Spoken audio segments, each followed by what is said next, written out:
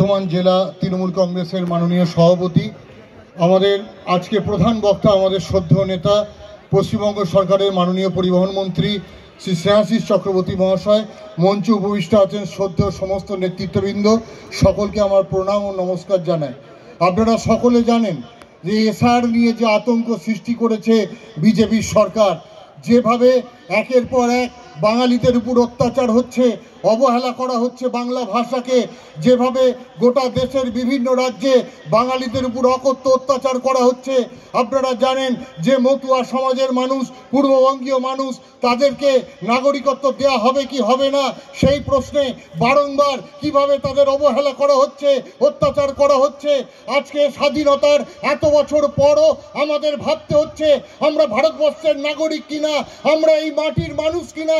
আজকে আমাদের তাই প্রতিবাদ করতে হবে শুভেন্দু অধিকারীদের বিরুদ্ধে, যারা আমাদের নাগরিকত্ব নিয়ে প্রশ্ন করতে চায়, যারা আমাদের ভূমিকা নিয়ে প্রশ্ন করতে চায়।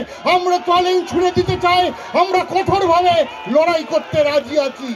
নেত্রী যেখানে মমতা বন্দ্যোপাধ্যায়, নেতা যেখানে অভিষেক বন্দ্যোপাধ্যায়, তখন আমরা 1 ইঞ্চি মাটি ছাড়বো না।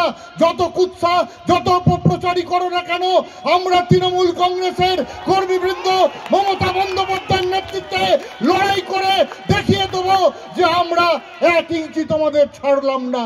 বিভিন্ন রাজ্যে তোমরা বিভিন্নভাবে জয়ী হচ্ছ বলে মনে করছো যে তোমরা অনায়াসেই পশ্চিমবাংলায় জিততে পারবে, কিন্তু বাংলার মাটি দুর্জয় ঘাঁটি। এ মাটি মমতার, এ মাটি মাটি মানুষের, এ মাটি আমার, এ মাটি তোমার।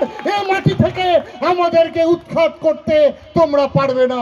তাই আজকের সভায় আমাদের প্রতিজ্ঞা করতে হবে, এসআইআর নিয়ে যে আতঙ্ক সৃষ্টি করেছে তার বিরুদ্ধে আমরা আমাদের নেতা অভিষেক বন্দ্যোপাধ্যায়ের নির্দেশ মতো প্রতিটা অঞ্চলে অঞ্চলে ভোট রক্ষা শিবির থেকে বুক চিতিয়ে লড়াই করব। আমাদের BLA-2 এরা প্রতিটা বুথে বুথে বুক চিতিয়ে লড়াই করবে। আমরা একটা বৈধ ভোট এখান থেকে বাদ হতে দেব না, একটা বৈধ ভোট বাদ হতে দেব না।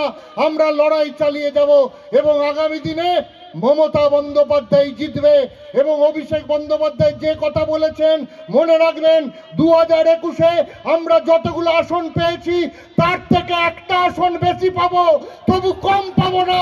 তাই শুভেন্দু অধিকারী, তুমি যত কুৎসা অপপ্রচারী করো, তুমি কখনো বাংলার মুখ্যমন্ত্রী হতে পারবে না।